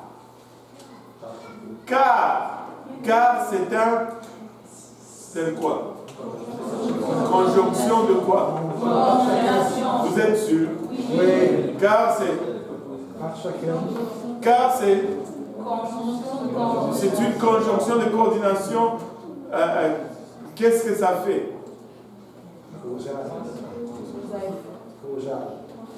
Causal. Conjonction de coordination causale. Wow. Mais là, c'est... Pardon? Ça démontre. Maintenant, car dans cette famille de conjonctions de coordination, car n'est pas seul. Il y a un autre membre de la famille qui est parce que. On peut remplacer car par parce que. C'est parce que.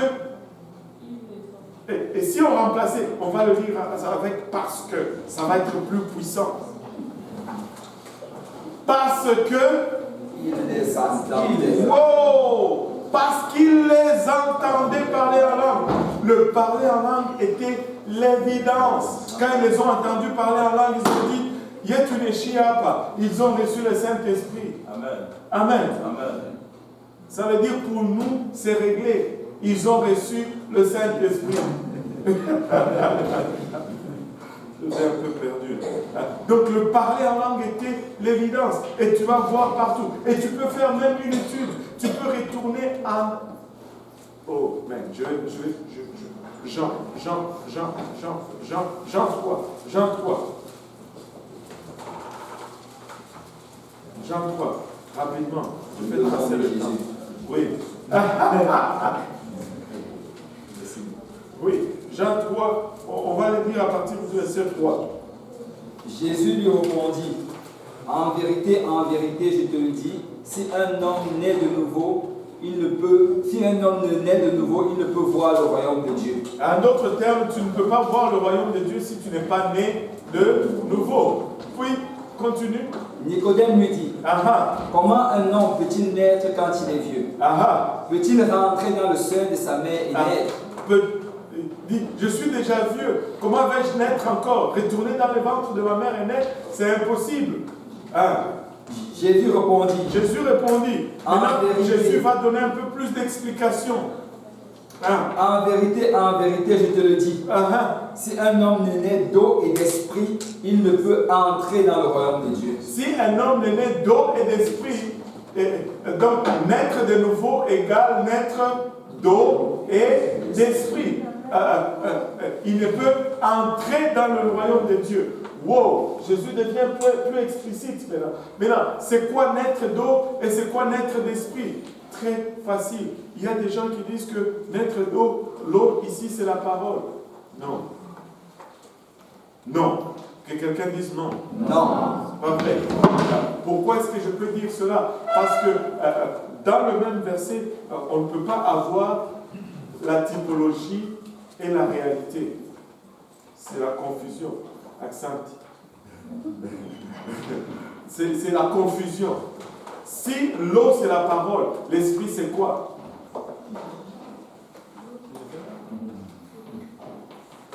C'est le feu. Si l'eau c'est la parole, l'esprit ça devient le feu. Mais là on va éteindre le feu parce que l'eau est... Eh oui, ça c'est juste... Non, non. L'eau c'est l'eau et l'esprit c'est l'esprit. En d'autres termes, si tu n'es pas baptisé d'eau et baptisé d'esprit, tu ne peux pas entrer dans le royaume des cieux. Amen. Maintenant, comment on sait que quelqu'un est baptisé d'eau? Mais on le voit mouillé au moins. On l'a vu mouillé. Amen. Amen. Il n'y a pas vraiment forte démonstration à faire là-dessus. On l'observe. On le voit mouillé, on dit, bon, il a été baptisé d'eau. Mais regardez la suite. Suite, je peux continuer la lecture. Ce qui est né de la chair est chair, et ce qui est né de l'esprit est esprit. Ne t'étonne pas que je t'ai dit, il faut que vous naissiez de nouveau. Maintenant, regardez, il va maintenant, parce que Jésus, il est super, hein, Jésus. Amen. Il est extraordinaire. Amen. Il sait qu'est-ce qui va venir. Il sait que, bon, sur le baptême d'eau, c'est clair, on va le voir. Mais sur le baptême du Saint-Esprit, il y aura des questionnements. Et il nous donne un élément pour répondre à cela. Regardez ce qui suit ici. C'est de toute beauté. De toute beauté. Regardez. Verset 8. 8. Le vent souffle où il veut, et tu en entends le bruit. Mais tu ne sais d'où il vient, ni où il va. Et il dit, il en est ainsi de tout homme qui est né de l'esprit. Wow, regardez un peu ceci. Il dit, le vent souffle où il veut, et tu en entends le bruit, tu ne sais d'où il vient, ni où il va. Tu en entends seulement le bruit. Et il continue en disant, il en est ainsi de combien d'hommes qui naissent de l'esprit? Tout homme. Tous ceux qui naissent de l'esprit, ils vont être comme le vent. Tu ne sais pas d'où ça vient, ni d'où ça va.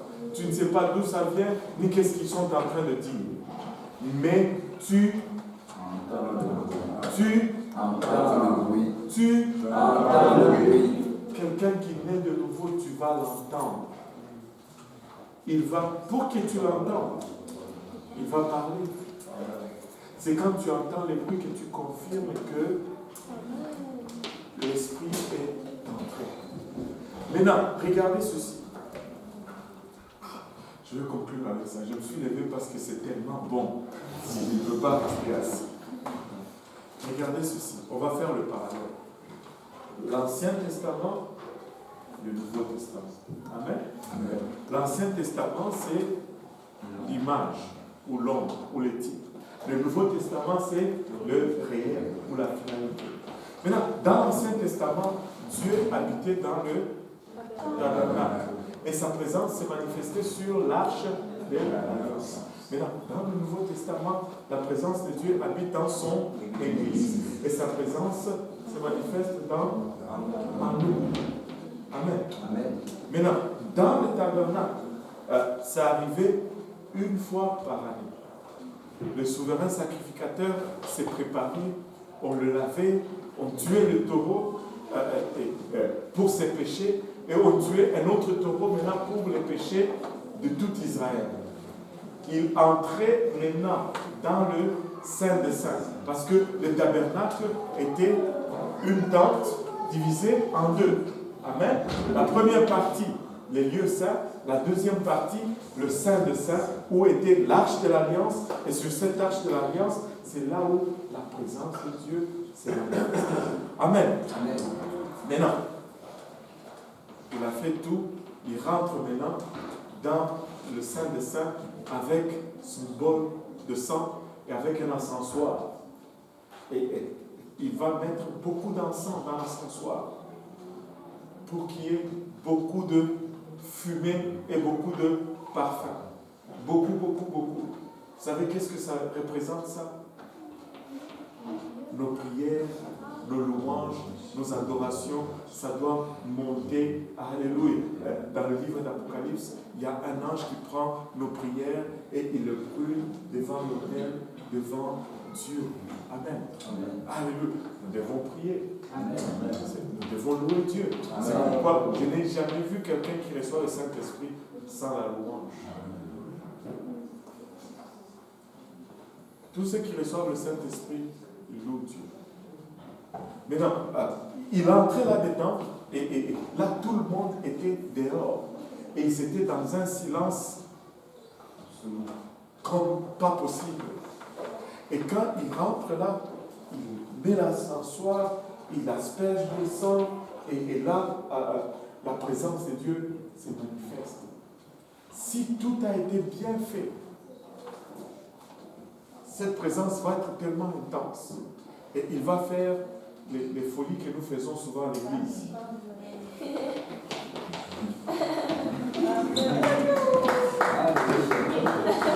Dans ces lieux-là. Et quand il fait cela, il a une robe. Au bout de sa robe, il y a des clochers. Et ceux qui sont dehors, quand ils entendent clic, clic, clic, clic, clic, clic, clic, quand ils là, ils savent que l'Esprit est descendu et le sacrifice était sacré. Waouh! Même dans l'Ancien Testament, il fallait entendre l'image. Mais maintenant, aujourd'hui, nous venons dans le Nouveau Testament. Le sacrificateur, il veut prier maintenant, il prie pour que la présence de Dieu se manifeste sur cette autre arche. Il prie, il prie, il prie. Et les gens autour, quand ils savent que la présence de Dieu se manifeste.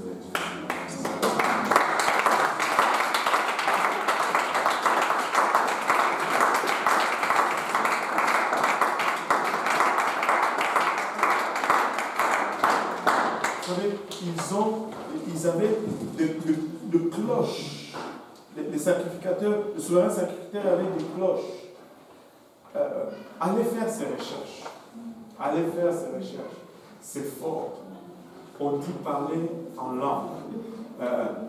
Et Esaïe nous dit des lèvres tremblantes. Des lèvres balbutiantes. Une langue tremblante. Quand il décrit quelqu'un qui reçoit le Saint-Esprit. Mais quand tu reviens, Dieu est parfait. Et quand tu vas faire des recherches, pas dans des nouveaux trucs. J'ai trouvé cela dans des vieux trucs.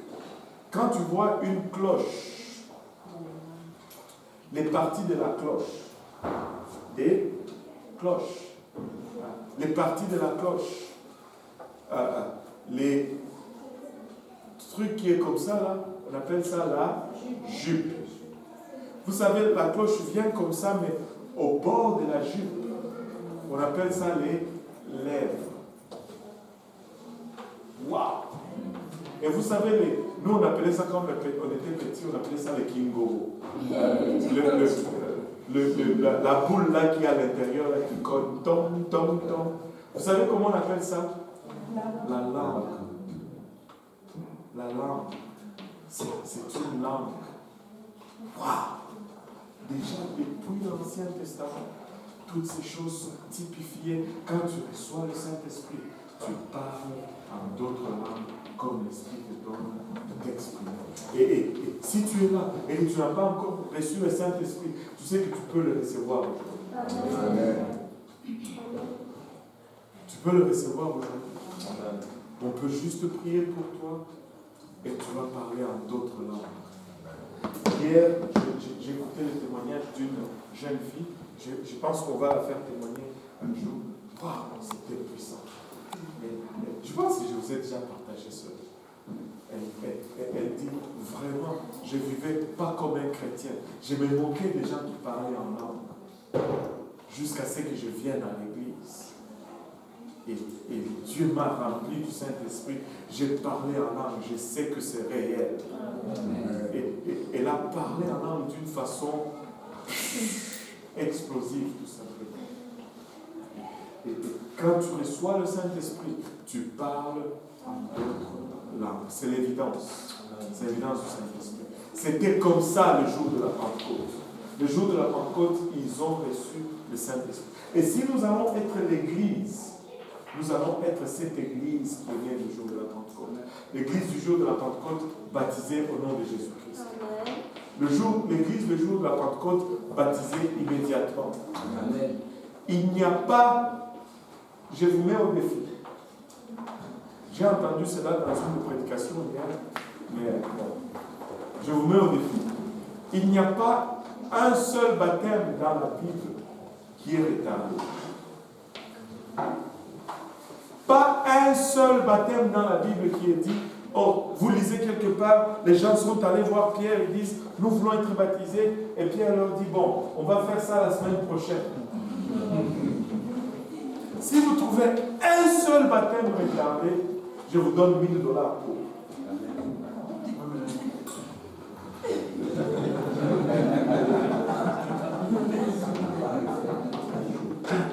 Maintenant, si vous acceptez le défi, qui accepte le défi? Si vous acceptez le défi, pour chaque baptême non retardé, vous me donnez aussi $1000.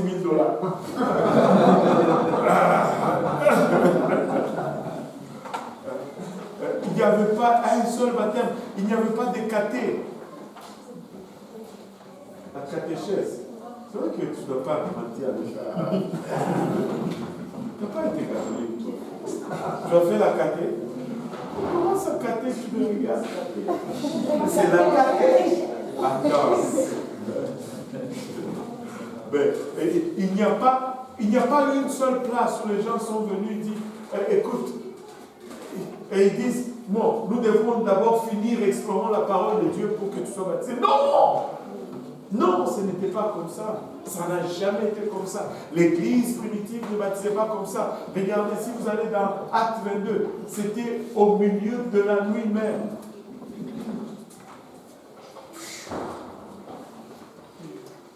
Et nous sommes cette église. Amen.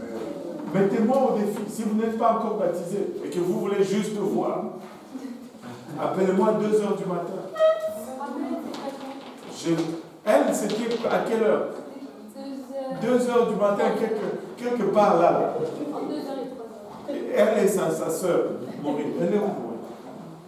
Le même jour, ou la même nuit, enfin, je ne sais plus si c'était le jour avant ou le jour après. Mais en tout cas, c'était tôt le matin, ou tard le soir. C'était au milieu. Et l'eau était froide. Et c'était en hiver. Rien ne nous arrête. Hein? En septembre. Il faisait froid. Et je me rappelle, en plein milieu de la nuit, baptisé au nom de Jésus. Là, tu te sens vraiment dans le livre des Actes.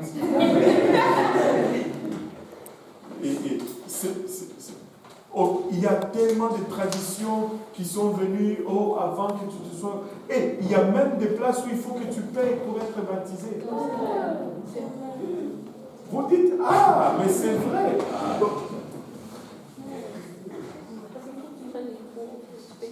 Ben oui, on te dit, il faut que tu t'inscrives d'abord au cours de baptême. Comme s'il faut faire un cours sur le baptême.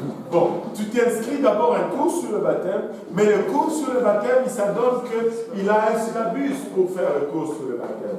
Et ce syllabus ou ce livre de 2, 3, 4 pages, il faut le payer $40. Enfin, ça, c'était il y a 5 ans, si le prix n'est pas monté avec l'inflation. c'est de l'arnaque. Et en plus de cela, ils ne te baptisent même pas au nom de Jésus. Ça, c'est l'autre arnaque. Écoute, un autre défi, si vous voulez le relever, il n'y a pas un seul baptême qui est fait dans la Bible au nom du Père et du Fils et du Saint-Esprit. Tous les baptêmes qui sont faits dans la Bible sont faits au nom de Jésus. Maintenant, si tu trouves une seule personne baptisée au nom du Père et du Fils et du Saint-Esprit dans la Bible, je vais te donner un double défi. 2000. Non, même pas, ça va être encore plus bon. 2000, ok, 2000. Si tu trouves une personne baptisée au nom du Père et du Fils et du Saint-Esprit dans la Bible, je te donne 2000 pour et je te laisse, tu me baptises au nom du Père et du Fils et du Saint-Esprit.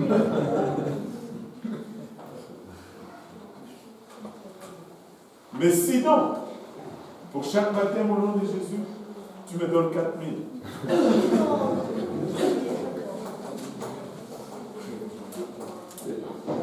Bref, c'était ça l'église primitive. L'église primitive est née dans le feu. L'église primitive n'est pas née dans le fumée. C'était une église zélée, pleine de zèle pour le Seigneur et qui prêchait tout l'évangile sans compromis. Je veux vous donner un autre défi. Étudiez votre livre des Actes. Voyez tous les messages qu'ils ont prêchés. Ils ont toujours prêché la même chose. Ils ont toujours prêché, répentez-vous. Que chacun de vous soit baptisé au nom de Jésus-Christ, que vous recevrez le don du Saint-Esprit. Et c'est le message que nous prêchons. C'est le message que nous prêchons.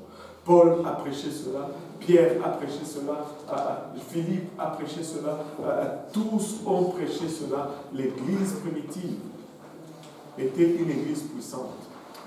Juste une dernière chose.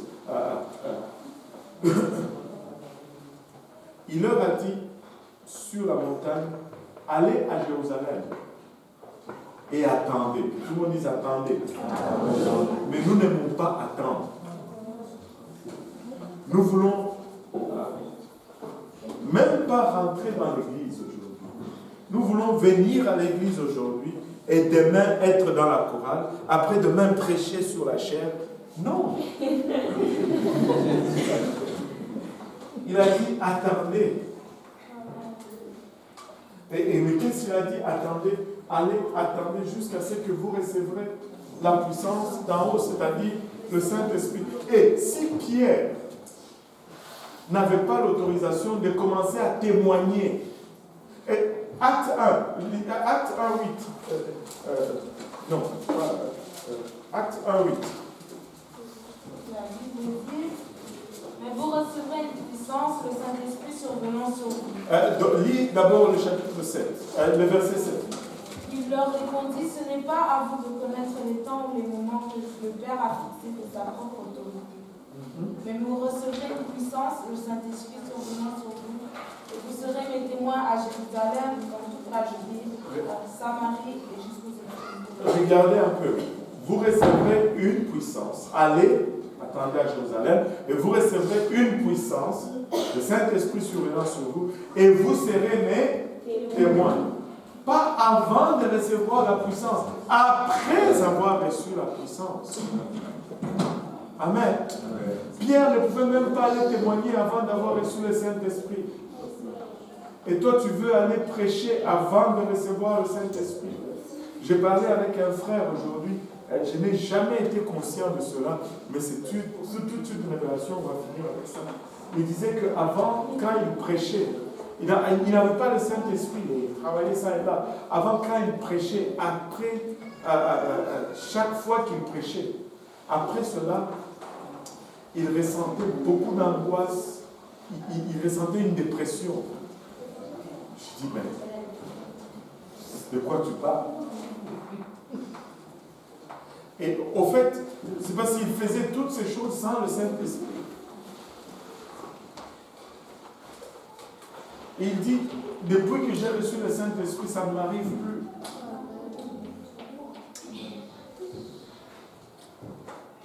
Nous allons être des témoins après avoir reçu le Saint-Esprit. Donc on ne peut pas commencer à travailler pour Dieu si on n'a pas encore reçu le Saint-Esprit. Maintenant, il y a du travail qu'on peut faire. Ne sois pas à l'église alors tu commences à éviter de recevoir le Saint-Esprit. Parce que quand on appelle les gens pour nettoyer l'église, ah, moi je n'ai pas encore le Saint-Esprit, je ne peux pas venir nettoyer l'église. C'est pas ça. Oh, rangeons les chaises. Oh non, je n'ai pas encore le Saint-Esprit. Ce n'est pas un travail spirituel, ça. Amen. Ça, c'est juste une excuse pour ne pas aider. Alors, on ne parle pas de cela. Amen. Est-ce qu'il y a des questions? Pas de questions? Est-ce qu'il y a des questions? Oui, non. Oui, non. Il n'y a pas de questions. S'il n'y a pas de questions, on va prier. Il y a une question? Oui, on peut le faire. S'il y a le désir, on peut le faire.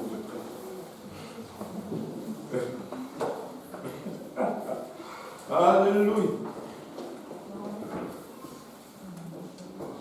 Ça veut dire, je n'ai pas compris le signe là.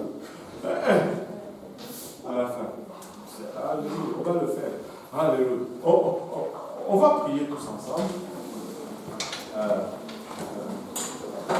Comme pasteur Lionel a dit. On va le faire travailler. Content de voir mon ancien.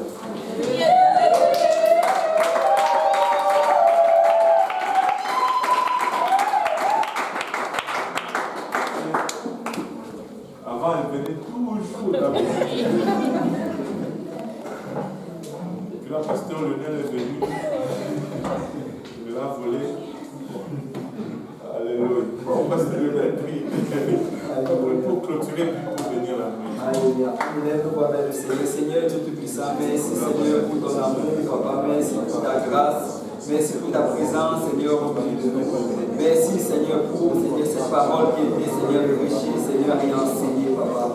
Oh Seigneur, nous prions, Seigneur, afin que cette parole, Papa, nous la mettions en pratique, Seigneur. On ne soit pas juste de ceux qui écoutent, mais de ceux qui la mettent également en pratique, Papa. Mais donne-nous, Seigneur, de te prier davantage, d'avoir une vie, Seigneur, dans la prière, Seigneur, dans la consécration, Seigneur, avec toi. Car tu as de grandes choses prévues pour nous, Papa. Nous voulons rentrer dans tes choses, Seigneur. Père, nous prions, Papa, afin, Seigneur, que tu nous guides, Seigneur. Et Seigneur, alors, Papa, que nous allons, Seigneur, rentrer, Seigneur, dans ces choses que tu es en train de mettre devant nous, Papa. Que nous puissions le faire avec assurance, Seigneur, sachant que l'Esprit de l'Éternel, Seigneur, est au milieu de nous. Père, je prie, Seigneur, afin que tu bénisses ce repas, bénis les mains qui les ont préparés, Seigneur. Sanctifie-le, Seigneur, et donne, Seigneur, ce qu'on puisse le manger dans l'amour, dans la paix, Seigneur, et dans la joie de ton esprit. Seigneur, c'est avec action de grâce que nous t'avons prié, au nom de Jésus.